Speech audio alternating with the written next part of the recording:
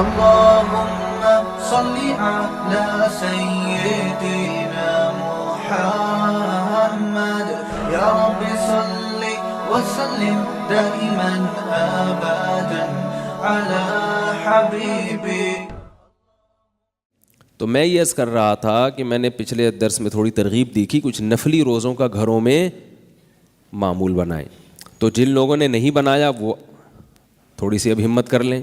سردیوں کے روزے حدیث میں آتا ہے سردی کا روزہ ایسا ہے جیسے بغیر جنگ کے مال غنیمت. ایک تو لوگ مجھے کہتے ہیں دسمبر کا مہینہ بغیر سویٹر کے آپ بیان کیوں کر رہے ہو؟ دسمبر بھی نہیں, اب تو جنوری کی 8 تاریخ ہے نا. تو لوگوں کو پتہ نہیں ہے کراچی ہے, کراچی میں پوری سردیاں بغیر سویٹر کے گزر جاتی ہیں. تو یہ مری نہیں ہے, پنجاب میں سردی زیادہ ہوتی ہے, کراچی میں گزر جاتی ہیں سردیاں. آپ لوگوں نے تو سویٹر بھی پہنا ہوا, جو تعجب ہو رہا ہے کیوں پہنا ہوا ہے. اب دیکھو یہ ایسے سائبیریا سے آ رہے ہیں, اتنی موٹی جیکٹ پہنی ہوئی. تو کراچی میں چلتا ہے. تو سردی کا جو روزہ ہے حدیث میں آتا ہے ایسے ہے جیسے بغیر جنگ کے مال غنیمت. مال غنیمت حاصل کرنے کے لیے جنگ لڑنی پڑتی ہے, تو روزے کا ثواب حاصل کرنے کے لیے بھوکا پیاسا رہنا پڑتا ہے. اور سردیوں میں نہ زیادہ بھوک لگتی ہے اور نہ زیادہ پیاس. بھوک اس لیے کم لگتی ہے کہ دن چھوٹے ہوتے ہیں, ویسے تو سردی میں بھوک زیادہ لگتی ہے لیکن دن بہت چھوٹے ہوتے ہیں. اور بھوک برداشت کرنا آسان ہے, پیاس برداشت کرنا مشکل ہے. سردیوں کے روزے میں پیاس لگتی نہیں ہے. تو اس لیے عادی بنائیں اپنے آپ کو روزہ رکھنے کا. روزے کے اتنے فضائل ہیں کہ ثواب تو بہت بڑی چیز ہے. آپ کو صرف جسمانی صحت ہی کا پتہ چل جائے نا روزہ رکھنے میں, تو لوگ صرف صحت کے لیے روزے رکھنا شروع کر دیں. میں نے عرض کیا تھا نا پچھلے ہفتے, بھوکا رہنے سے انسان بیمار نہیں ہوتا, کھانے سے بیمار ہوتا ہے. تو ہمارے نبی کی سنت, تمام پیغمبروں کی سنت, روزے رکھے ہیں. داؤد علیہ السلام نے پوری زندگی ایسے روزہ رکھا ہے کہ ایک دن روزہ ایک دن ناغا, ایک دن روزہ ایک دن ناغا, ایک دن روزہ ایک دن ناغا. تو گھروں میں معمول بنائے. دیکھو ایک بات خوب یاد رکھو کہ جب انسان اپنے آپ کو اچھے کاموں میں مشغول نہیں کرتا تو خود بخود برے کاموں میں مشغول ہوگا. یہ جو لوگ کہتے ہیں نا ہم سے گناہ نہیں چھوٹتے, ہم سے یہ الٹا کام نہیں چھوٹتا, آپ بھائی فارغ کیوں بیٹھتے ہو؟ جب اچھا کام نہیں کرو گے تو الٹا کام لازمی ہوگا, کیونکہ اللہ نے قرآن میں فرمایا فَأَلْهَمَهَا فُجُورَهَا وَتَقْوَاهَا. اللہ نے انسان کو 2 راستے دیے, گناہ کا اور نیکی کا. اس سے پتہ چلا درمیان کا راستہ نہیں ہے. یا تو نیک بنو گے, نیک نہیں بنے تو کیا بنو گے؟ گناہ گار بنو گے. انسانوں میں یہ نیوٹرل والی نسل نہیں ہے کوئی کہ نہ یہ اچھا ہے نہ یہ برا ہے, بس یہ ویسے ہی ہے. ویسے ہی کوئی نہیں ہوتا, یا تو اچھا ہوتا ہے یا برا ہوتا ہے. تو اگر اچھے نہیں بنو گے تو خود بخود کیا بن جاؤ گے؟ برے بن جاؤ گے. تو اچھا بنانے کے لیے اپنے آپ کو نیکی کے کاموں میں مشغول رکھنا پڑے گا. یہ جو غلط قسم کی ایکٹیویٹیز میں لڑکے مبتلا ہو جاتے ہیں, اپنے ہاتھ سے اپنی صحت اور توانائی کو برباد کرنا شروع کر دیتے ہیں اور ناجائز اور حرام کاموں میں لگ جاتے ہیں, ان سے میں کہتا ہوں کہ بھائی اپنے آپ کو 24 گھنٹے کیا کرو؟ مصروف کر لو. مصروف کر لو اپنے آپ کو. اور ایسے کام میں مصروف نہ کرو کہ دل ہی نہ لگے اس کام میں, پھر تو اور بوریت ہوگی اور چھوڑ چھاڑ کے بھاگ جاؤ گے. مصروف ایسے کام میں کرو جس میں دلچسپی بھی ہوتی ہے. نماز تو پڑھنی ہے 5 ٹائم, اس میں مصروفیت تو نکالنی ہے, وہ تو مزہ آئے یا نہ آئے. ایک اور مصروفیت بڑھا ہوئے, روزہ رکھو.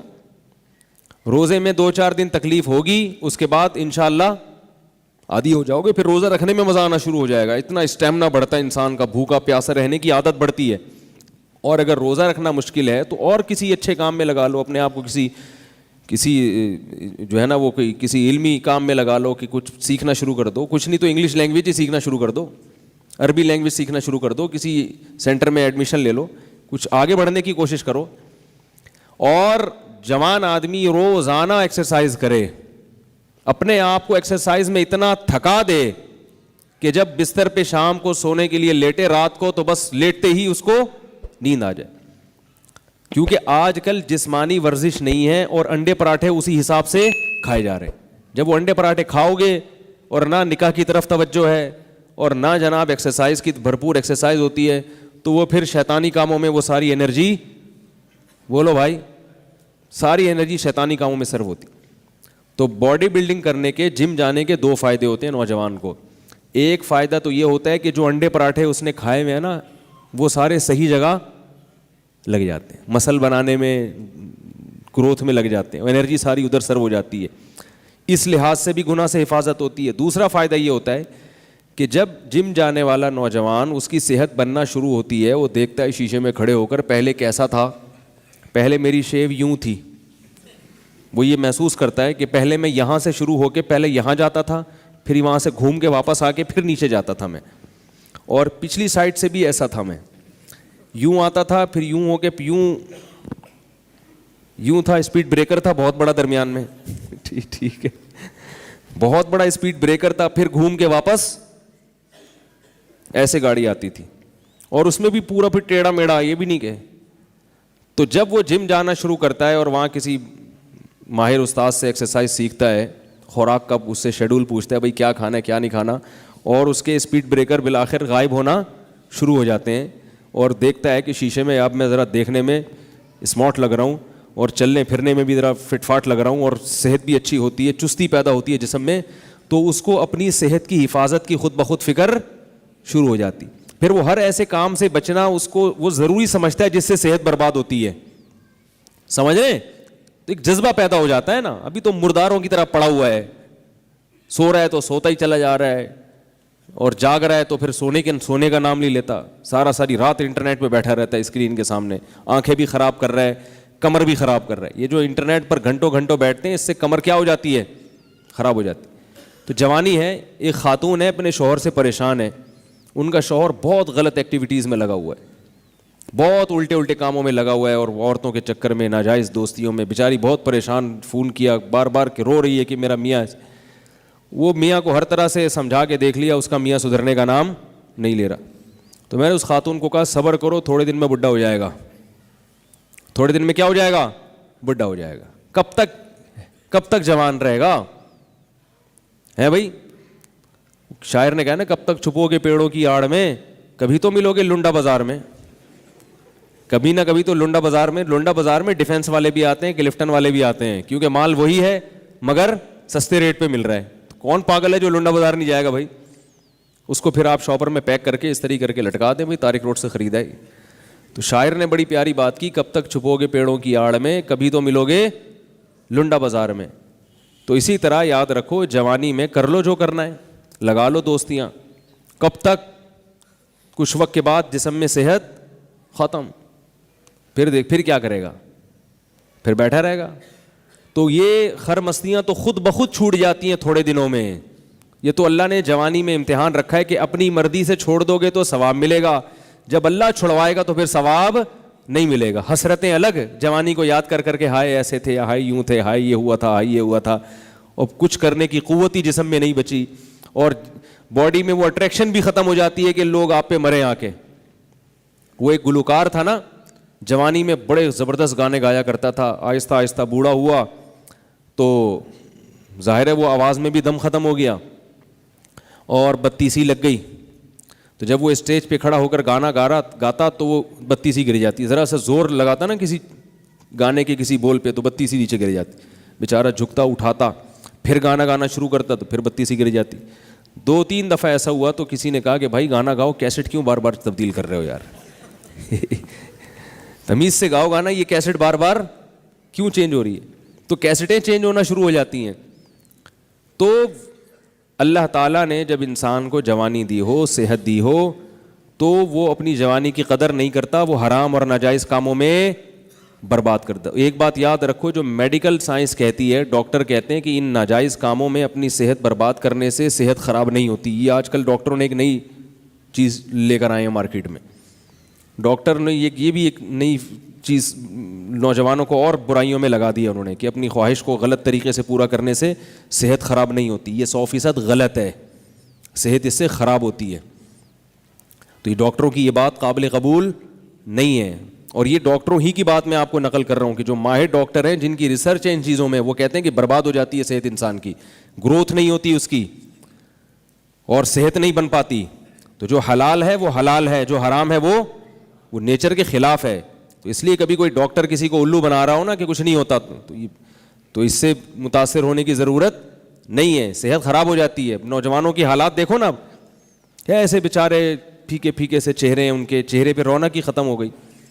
ایسے آ رہے ہوتے جیسے ہینگر پہ کوئی چیز لٹکی ہوئی ہے. میں نقشہ کھینچتا ہوں نا, ہینگر پہ کپڑے لٹکے ہوئے ہوتے ہیں نا, تو ایسے ہی لگتا ہے کہ اس کے اوپر کپڑے لٹکے ہوئے ہیں, عجیب سے. پھر جو ہیں بھی تو موٹے ہیں تو پھر موٹے ہی موٹے, عجیب سے, چہروں پہ رونق نہیں ہے. گٹکے کی لعنت اور یہ سب, سگریٹ کی لعنت اور حرام کاریوں کی لعنت. اور خواتین کا بھی یہی حال ہے, وہ بھی فحش اور بیہودہ فلمیں دیکھ رہی ہیں, ان کی بھی صحتیں برباد ہیں. تو آخرت کی فکر نہیں کرتے انسان, اپنی دنیا کی فکر ہی کر لے کم از کم. صحت مند لوگ کتنی اچھی زندگی گزارتے ہیں. حکیم سعید کا نام سنا ہے آپ لوگوں نے؟ حکیم محمد سعید صاحب بڑے نیک آدمی تھے, داڑھی نہیں تھی, اللہ ان کو توفیق دے, مغفرت فرمائے ان کی, لیکن باقی چیزوں میں بہت زبردست انسان تھے وہ. تکبیر اولیٰ کبھی فوت نہیں ہوتی تھی.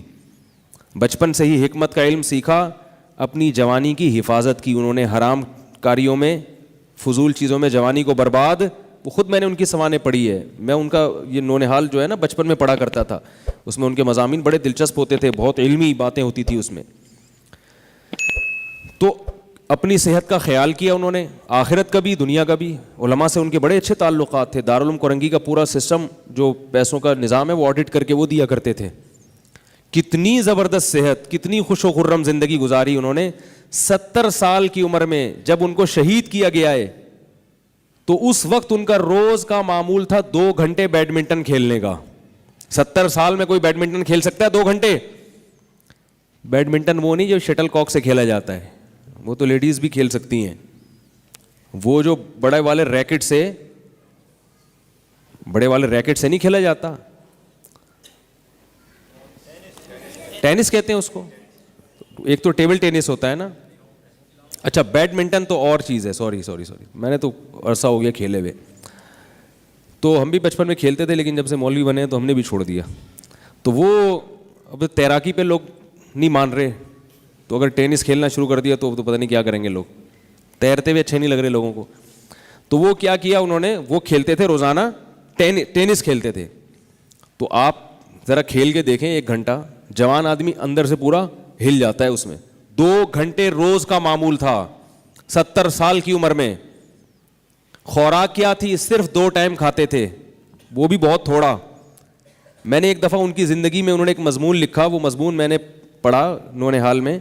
انہوں نے کہا میرا بیرون ملک دورہ تھا, تو میں رمضان تھا, تو انہوں نے بتایا کہ رمضان میں میں صرف کیا کرتا ہوں کہ دال یا کوئی چنے کی دال یا مونگ کی دال کو پانی میں بھگو کے افطاری میں وہ کھاتا ہوں, آدھی پاؤ یا چند گرام.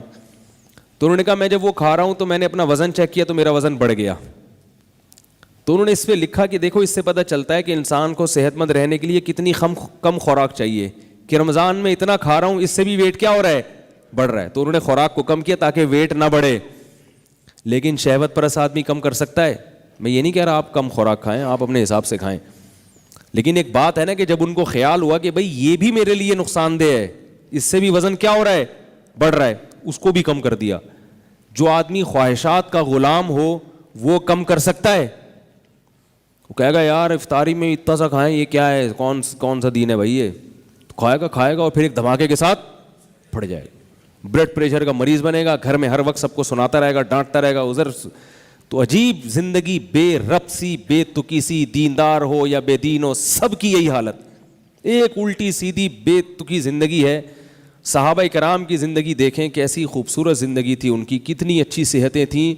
ایک بادشاہ نے رسول اللہ صلی اللہ علیہ وسلم کے پاس ایک حکیم بھیجا گفٹ کے طور پہ, تحفے کے طور پر. ایک کرے گا کس کا؟ صحابہ کا. ہمارے محلے میں کوئی ڈاکٹر آ جائے, خوشی سے سارے بے ہوش ہو جاتے ہیں کہ یار ڈاکٹر فری میں علاج کر رہے ہیں, کیمپ لگ جاتا ہے, اس کے پاس لمبی لائن لگ جاتی ہے. تو اس کا بھی یہی خیال تھا بادشاہ کا, غالباً نجاشی تھا یا کوئی اور بادشاہ تھا, مجھے نام یاد نہیں ابھی اس کا ذہن میں.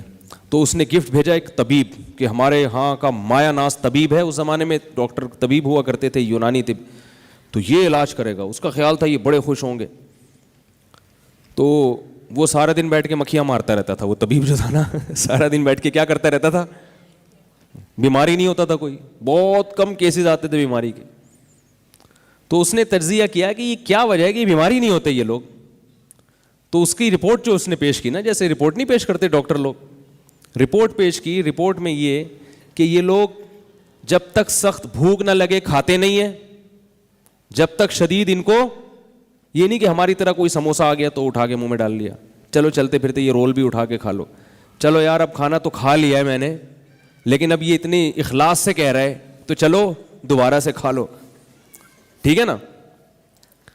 تو وہ اس نے کہا کہ ان کو جب تک شدید بھوک نہیں لگتی یہ کھاتے نہیں ہیں, اور تھوڑی سی بھوک باقی ہوتے یہ کھانا چھوڑ دیتے ہیں. ابھی بھوک تھوڑی سی باقی ہوتی ہے یہ کھانا چھوڑ دیتے ہیں, کیونکہ رسول اللہ صلی اللہ علیہ وسلم نے ارشاد فرمایا مومن شہوت پرست نہیں ہوتا. حدیث میں آتا ہے کہ ایک شخص رسول اللہ صلی اللہ علیہ وسلم کی خدمت میں آیا, غیر مسلم تھا, کافر تھا. آپ نے اس کو دودھ کا پیالہ پیش کیا اکرام کے طور پر, اس نے دودھ پیا, آپ نے فرمایا اور, اس نے کہا اور, آپ نے دوسرا پیالہ پیش کیا, 7 پیالے پی گیا دودھ کے. وہ کتنے پیالے؟ آپ نے اور پیش کیا, اس نے فرمایا بس شبعت, سیر ہو گیا میں. پھر اللہ نے اس کو توفیق دی, کلمہ پڑھا, اسلام قبول کیا اس نے. اگلے دن دوبارہ آیا, آپ صلی اللہ علیہ وسلم نے دودھ کا پیالہ پیش کیا, بھوکا تھا, اس نے دودھ پیا, 1 پیالہ پی گیا. آپ نے فرمایا دوسرا, فرمایا قد شبعت, بس سیر ہو گیا.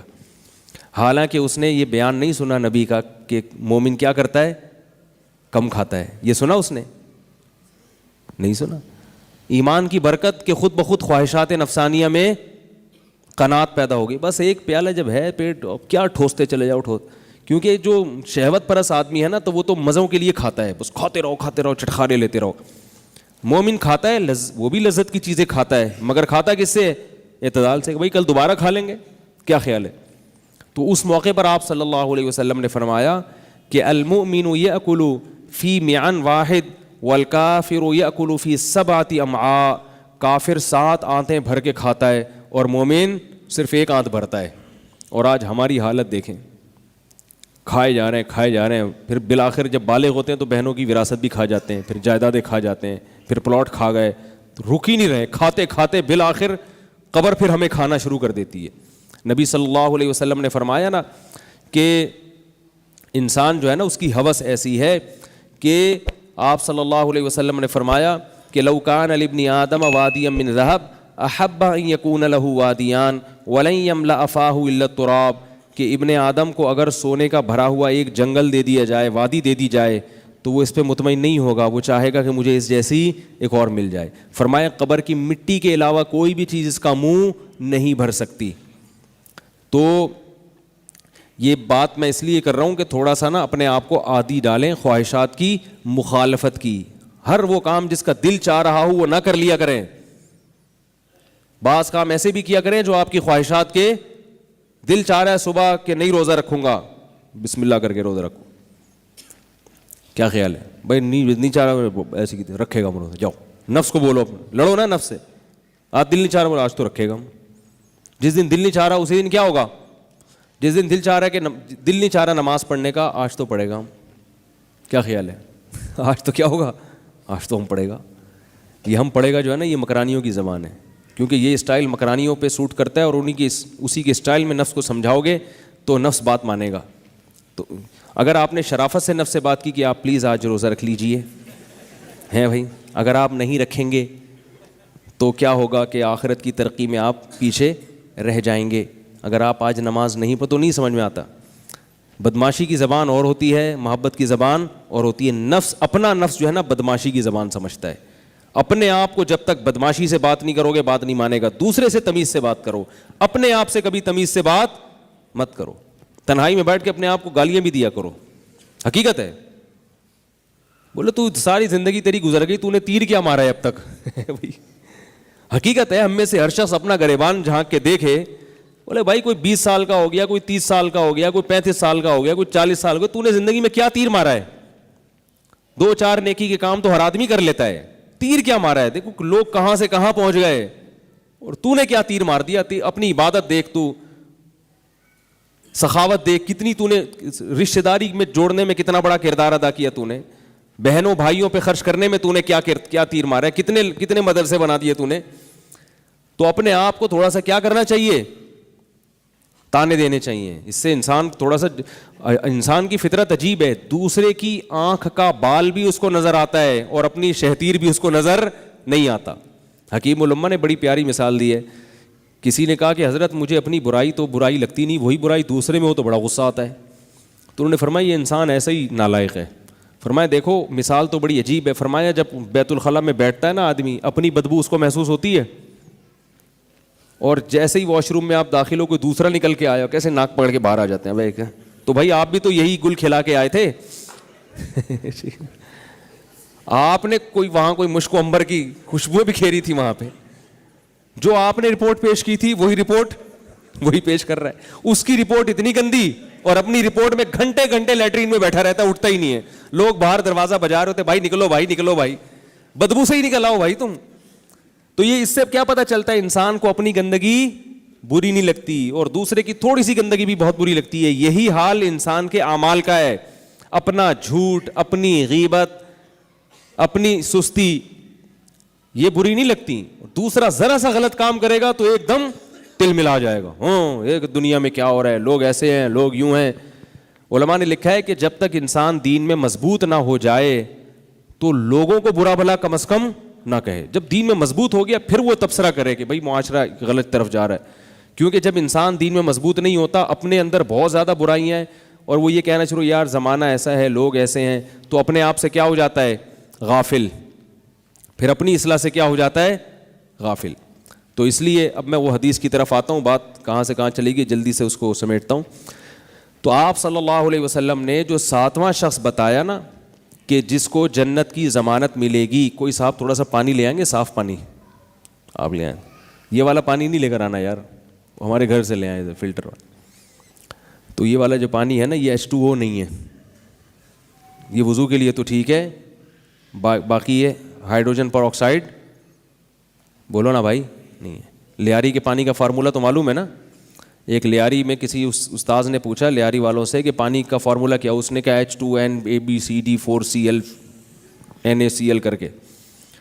تو اس نے کہا بھائی یہ پانی کا تو نہیں, اس نے کہا لیاری کے پانی کا یہی فارمولہ ہے, اس میں ہائیڈروجن اور آکسیجن کے علاوہ بھی کیا ہے بہت کچھ ہے. تو وہ جو ایک زمانے میں پانی کا فارمولہ سائنسدانوں نے بتایا تھا نا ہائیڈروجن پر آکسائڈ, وہ نہیں ہے, اب وہ چینج ہو چکا ہے. تو نبی صلی اللہ علیہ وسلم نے کیا فرمایا, پہلے تو ہمت کر لیں روزہ رکھنے کی. یہ ترغیب دے رہا تھا میں کس پر, تھوڑا سا اپنے آپ کو روزوں کا, روزے سے انسان بے حیائی سے بچتا ہے. روزہ رکھ کے بد نظری سے بچنا بہت آسان ہوتا ہے. روزہ نہیں رکھیں گے تو خواہشات, تو پھر نظر بھی خراب ہوتی ہے انسان کی. تو جو خاص طور پہ شہوانی گناہوں میں مبتلا ہیں, انٹرنیٹ پر بیہودہ فلمیں دیکھنے کے عادی ہیں یا اور غلط چیزوں میں پڑے ہوئے ہیں, تو وہ لوگ, ان کے لیے روزہ کیا ہے, بہترین ڈھال ہے. وہ روزوں کا عادی بنائیں اپنے آپ کو, دیکھو کیسے گناہ چھوٹتے ہیں. اور یہ دماغ سے نکال دیں کہ آپ کی صحت کیا ہوگی, خراب ہوگی. صحت خراب نہیں ہوتی. صحت جب خراب ہوتی ہے جب آپ پورے سال روزے رکھیں. بھائی آپ چند دن روزہ رکھ کے پھر ناغش کر لیں, کچھ پھر رکھنا شروع کر دیں, پھر ناغے کر لیں, پھر رکھنا شروع کر دیں, تو نہ صرف یہ کہ صحت خراب نہیں ہوگی بلکہ اور زیادہ اچھی. کل کسی نے بتایا, انہوں نے کسی ڈاکٹر سے تحقیق کی تھی, انہوں نے بتایا کہ روزہ رکھنے سے انسان کی طبعی عمر بھی بڑھ جاتی ہے, بڑھاپا ڈیلے ہو جاتا ہے. نہیں آ رہی بات. روزہ رکھنے سے آپ کے جو سیل ہے نا, جو ٹوٹ پھوٹ ہو رہی تھی, جو آپ کو بڑھاپے کی طرف لے کے جا رہے تھے, اس بڑھاپے کا عمل کیا ہو جاتا ہے, سست. تو جوانی آپ کی تھوڑی سی کیا ہو جائے گی, بڑھ جائے گی, ختم نہیں ہوگی. یہی ذہن میں رکھو, اس کو شاید میں رہیں گے ہم جو بوڑھے تھوڑے سے دیر سے ہوں گے. کیونکہ جب ابھی اس میں زیادہ نہیں جاتا, اس کے دلائل نہیں دیتا, بیان رہ جائے گا پورا, یہ ہمارا وہ میڈیکل سائنس کا ایک وہ موضوع بن جائے گا. تو روزہ رکھنا بہرحال صحت کے لیے, اور گرمیوں کے روزے تو مال غنیمت ہے. کیا خیال ہے؟ تو روزہ رکھنے سے جب کمزوری ہوتی ہے, جب آپ روزے پہ روزے رکھتے ہی چلے جائیں اور کبھی ناغہ ہی نہ کریں, تو ایسا تو نہیں کرتا نا کوئی بھی, رکھیں پھر ناغہ بھی کریں. پھر جب آپ کھائیں گے تو پہلے سے زیادہ اچھے ہو جائیں گے, پھر ناغہ شروع کر دیں, پھر رکھنا شروع کر دیں, فٹ فاٹ رہیں گے, صحت اچھی رہے گی, بیماریوں سے دور رہیں گے. اور روزے میں ایکسرسائز بھی کیا کریں. اب آپ کہیں گے کس قسم کی باتیں کر رہا ہے یار یہ. روزے میں جب آپ اگر سارا دن آفس ورک کرتے ہیں, ایئر کنڈیشن میں بیٹھے رہتے ہیں, تو عصر کے بعد یا مغرب سے پہلے تھوڑی دیر ایکسرسائز کیا کریں. لوگ یہ سمجھتے ہیں ہم نے تو سارا دن کچھ نہیں کھایا تو ایسا نہ ہو ایکسرسائز کرو تو مر جائیں. کچھ بھی نہیں مرتا. جتنا اپنے آپ کو عادی بناؤ گے نا, یہ جسم بڑی ڈھیٹ چیز ہے, آپ کو بتا دوں میں, اس کو جس محنت کا عادی بنا دو یہ بن جاتا ہے. دیکھو ایک باڈی بلڈر 100 kg وزن اٹھاتا ہے, ہم تصور کر سکتے ہیں کہ ہم 100 کلو وزن اٹھائیں, لیکن وہ اٹھا لیتا ہے. کیوں؟ اس لیے نہیں کہ آج وہ اٹھا رہا ہے, وہ شروع سے کیا کر رہا ہے, تھوڑا تھوڑا اپنے آپ کو عادی بنا رہا ہے. بناتے بناتے بناتے بناتے یہ اللہ نے باڈی میں طاقت رکھی ہے نا. اسی طرح یہ جو جم جانے والے لوگ ہیں نا, جم جو جاتے ہیں نا, تو وہاں جو استاذ ہوتے ہیں, یہ ان میں 2 قسم کے نظریات ہیں. جیسے علماء کے 2 اقوال ہوتے ہیں نا, ایک قول امام شافعی کا, ایک امام ابو حنیفہ کا. تو ہر فیلڈ میں اختلاف ہوتا ہے, ڈاکٹروں میں بھی رائے ہوتی ہیں, ایک قول فلاں کا, ایک قول فلاں کا. تو فلاسفر میں بھی اختلاف ہوتا ہے. ایسے ہی ہر فیلڈ میں اختلاف ہے. تو یہ جو جم میں جا کے لڑکے ایکسرسائز کرتے ہیں نا, تو جم کے دوران, ایکسرسائز کے دوران کچھ کھانا چاہیے یا نہیں کھانا چاہیے, اس میں کتنے قول ہیں؟ 2 قول ہیں. بات سمجھیں. ایک قول یہ ہے جو جمہور کا قول ہے, جو جتنے بھی بلڈرز ہیں نا بڑے بڑے, ان میں جو جمہور ہے نا, ان کا قول یہ ہے کہ ایکسرسائز کے دوران کچھ نہ کچھ لکوڈ چیز. ابے یار بولو نا, کوئی ایکسرسائز تو کرتے تو پھر یہ حالت نہ ہوتی. لکوڈ چیز جو ہے نا, کچھ نہ کچھ, آلو کھا لو درمیان میں. تو دیکھا ہوگا آپ نے کبھی کوئی جم جانا ہو تو وہاں وہ آلو کھا رہے ہوتے ہیں, باڈی بلڈر وہ ڈنڈ پیل رہے ہوتے ہیں اور تھوڑے میں آلو کھائیں گے, کوئی انڈا کھائے گا, کسی نے جوس کی ایک بوتل رکھی ہوئی ہوتی ہے اپنے پاس, وہ جوس پی رہے ہوتے ہیں نا تھوڑی تھوڑی دیر کے بعد. تو وہ کس کے قول پہ عمل کر رہے ہوتے ہیں؟ بولو بھائی, جمہور کے قول پر, جو مفتہ بھی ہی قول ہے, جس پہ فتویٰ ہے. جزاک اللہ. تو یہ جمہور کا قول ہے. تو میں نے دونوں اقوال کی بڑی ریسرچ کی ہے. میں نے کہا یار بعض لوگ کھاتے ہیں اور بعض بالکل بھی نہیں کھاتے. وہ کہتے ہیں نہیں, جم باڈی بلڈنگ کے دوران کھانا پینا کیا ہے, نقصان دہ, بس جب جم سے فارغ ہو, ایکسرسائز ختم ہو جائے, اس کے بعد جا کے کھاؤ. تو عقل مند آدمی کیا کرتا ہے, دونوں قولوں میں تطبیق دیتا ہے نا. بھائی دونوں الگ الگ فرقہ بنانے کے بجائے بہتر نہیں ہے کہ دونوں قولوں میں ایک ایسا تطبیق دے دی جائے. تو میں نے اس میں بڑی تحقیق کی. میں نے کہا یہ 2 رائے کیوں ہیں؟ تو اصل میں دونوں رائے صحیح ہیں. اگر آپ نے اپنی باڈی بنانی ہے, یعنی طاقتور بنانا ہے جسم کو زیادہ, صرف گروتھ کے اعتبار سے, تو ایکسرسائز کے دوران تھوڑا تھوڑا کھاتے رہو, انرجی ملتی رہے گی, گروتھ ہوتی رہے گی. لیکن اپنے آپ کو اگر آپ نے لوہے کا بنانا ہے, بہت مشکل ہے سمجھانا. اگر آپ نے اپنے آپ کو کیا بنانا ہے, عادی بنانا ہے محنت اور مشقت کا. ایک بنگلہ دیش کے مولوی صاحب ہیں, ادھر دارالعلوم کورنگی سے فارغ ہیں, وہ ادھر یہ سر سید جم خانہ ہے نا ادھر, وہ بھائی سر سید تھانہ ہے نا, اس کے ساتھ جم خانہ ہے, وہاں آتے ہیں. کبھی آپ ان کا انٹرویو لو. میں ان کی عمر سن کے حیران ہو گیا. مجھے لگتا تھا وہ 45 سال کے ہوں گے. میں نے کہا کتنے سے, کہ 70 سال کا ہوں میں. یہ ایکسرسائز کی برکت ہے کہ 70 سال کے ہو گئے ماشاء اللہ, مگر لگ نہیں رہے. 70 سال میں بھی ڈنڈ پیل رہے ہوتے ہیں اٹھا اٹھا کے. ہے بھی قاری اور حافظ بھی ہیں, مولوی ہیں. تو میں حیران ہو گیا کہ یار اس قسم کے بھی مولوی, قیامت آنے والی ہے اس کا مطلب ہے. تو ان کو میں نے دیکھا, مولوی صاحب کو, کہ وہ کچھ بھی نہیں کھاتے. میں نے ایک دن پوچھا, میں نے کہا آپ اس قول پر عمل کر رہے ہیں کچھ بھی نہیں کھاؤ؟ انہوں نے بولا کہ بھائی دیکھو, اگر اپنے آپ کو کھانے کا عادی بنا دو گے تو کبھی کچھ کھانے کو نہیں ملے گا تو برداشت نہیں ہوگا, بے ہوش ہو جاؤ گے. تو یہ لوہے سے میں جنگ لڑتا ہوں بھوکا پیاسا رہ کے, اس میرے اندر اسٹیمنا اتنا پیدا ہو گیا ہے کہ اگر کبھی کسی سے لڑائی ہو جائے, پھڈا ہو جائے, جھگڑا ہو جائے, مجھے اگر کھانا اور پانی نہیں ملے گا تو میں فائٹ کر سکتا ہوں. تو میں نے کہا یہ جمہور کا قول اگرچہ نہیں ہے, لیکن میری رائے میں یہ قول کیا ہے, مفتہ بھی قول. میرا فتویٰ کس پر ہے؟ اس قول پر ہے. اس سے اسٹیمنا کیا ہوتا ہے, ہر جگہ تھوڑی آپ.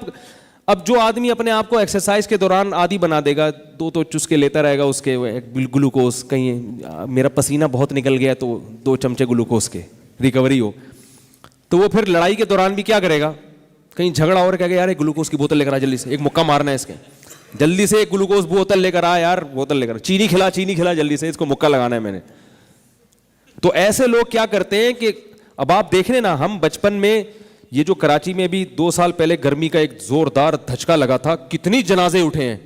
یہ دھچکے پہلی دفعہ نہیں لگے ہیں, ہم دیکھتے تھے ہمارے بچپن میں بھی ایسی گرمیوں کے لہر آتی تھی, کوئی بھی نہیں مرتا تھا. اب کیا ہے کہ لوگ اتنے عیش و عشرت کے عادی ہو گئے ہیں, گرمی برداشت ہی نہیں ہوتی ہے. ذرا 24 گھنٹے ایئر کنڈیشن میں بیٹھے ہوئے, ذرا سی پسینہ نکلا. ہمارے ہاں لندن سے کچھ مہمان آئے تھے, تو گرمی میں ذرا سی گرمی ہوتی فوراً وہ ORS پانی میں ڈال کے پی رہے ہیں. ہم نے کہا یار یہ کیا کر رہے ہو؟ اس نے کہا پسینہ نکلا ہے ایکچولی تو ایکچولی پسینہ نکلنے سے ہوتا یہ ہے کہ انرجی کیا ہو جاتی ہے, کچھ کم ہو جاتی ہے, تو اس کی ریکوری کے لیے ہمیں ORS پینا پڑتا ہے. ہم نے کہا بھائی ہمارے تو پسینے نکلتے ہیں, ہم تو اسکول میں جاتے تھے موٹے موٹے بستے لٹکا کے شدید گرمی میں, ہمارا اسکول گھر سے 3-4 کلومیٹر دور تھا, پیدل جاتے تھے, پسینہ پسینہ ہو کے آتے تھے, وہیں صرف پانی پیتے تھے سادہ, صرف سادہ پانی پیا اور گھر سے ناشتہ کر کے جاتے تھے, پھر سارا دن کچھ نہیں کھایا, پھر دوپہر گھر آ کے کھانا کھایا. تو ہمیں تو کبھی نہیں ہوا کہ یار وہ پسینہ نکلا تو ہائے یوں ہو رہا ہے, ہائے یہ ہو رہا ہے, ہائے یہ ہو رہا ہے. ابھی ذرا سی گرمی پڑتی ہے جنازے اٹھنا شروع ہو جاتے ہیں. یہ کیا ہے؟ یہ جو پسینہ جب جسم سے نکلتا ہے میرے بھائی, اس کے لیے کوئی گلوکوز لینے کی ضرورت نہیں ہے. اللہ نے آپ کی باڈی کا سسٹم اتنا طاقتور رکھا ہے کہ جب آپ کے جسم سے نمکیات کی کمی ہوگی تو جب کھانے کے ٹائم پہ آپ کھانا کھاؤ گے نا تو جتنا نمک اس میں ہوگا وہ سارا آپ کا جسم چوس لے گا. جسم سب سے پہلے خود ہی کمی پوری کرتا ہے ہر چیز کی. تو اپنی باڈی کو ایسا سخت انسان بنائے کہ اس کو ذرا ذرا سی بات پہ چیزوں کی ضرورت نہ رہے. تو یہ روزہ رکھنے سے فائدہ ہوتا ہے. روزہ رکھ کے جب آپ کو بھوک اور پیاس لگے گی, آپ کی باڈی بھوک اور پیاس مانگے یعنی کھانا مانگے گی, پانی مانگے گی, مگر آپ اس کو نہ کھانا دو گے نہ پانی دو گے تو جسم مرے گا نہیں, بلکہ وہ اپنے آپ کو اسی حساب سے ایڈجسٹ کرنا شروع کر دے گا, وہ عادی ہو جائے گا. میں نے طب کی کتابوں میں پڑھا ہے, قدیم حکیموں کی کتابوں میں, عربی کتاب جو ہے اس میں لکھا ہے صوفیہ کرام پہلے لوگوں کو منع کرتے تھے بہت زیادہ پانی مت پیو, اس لیے کہ اس سے نیند زیادہ آتی ہے, عبادت میں خلل ہوتا ہے. اور انہوں نے یہ تحقیق لکھی ہے کہ جو زیادہ پانی نہیں پیتے تو ان کا جسم خود بخود اپنے آپ کو کم پانی پہ کیا کر لیتا ہے, ایڈجسٹ کر لیتا ہے. وہ خود بخود ادھر ادھر سے جو ہے نا وہ پانی لے کے جذب کر لیتے ہیں. لیکن میں آپ سے نہیں کہہ رہا کہ آپ کم پانی پئیں, وہ آپ ڈاکٹر حکیموں سے پوچھیں. یہ تو ایک ایسی رپورٹ پیش کی ہے کہ ایسا پتھری وتھری ہو گئی میرے گلے پڑ جائے گا. تو اللہ تعالیٰ نے روزے میں کیا برکت رکھی ہے کہ آپ کی باڈی اسی حساب سے عادی ہو جاتی. اور اگر نہیں رکھے روزے آپ نے, کھاتے رہو, پھر کسی دن ایک دن کبھی ناغا ہو گیا تو مر جاؤ گے. آج ہمارے ابا کا صبح ایک پراٹھا رہ گیا تھا, اس وجہ سے وہ اس دنیا سے ہمیشہ 2 کا معمول تھا. دسترخوان پہ جب انہوں نے ایک دیکھا تو اسی سے کیا ہو گیا اسی سے دنیا سے چلے گئے. تو یہ ہوتا ہے. میرے بیان کا موضوع تو خیر رہ گیا, لیکن اچھی بات ہے اگر اسی بہانے آپ لوگ روزے رکھنا شروع کر دیں.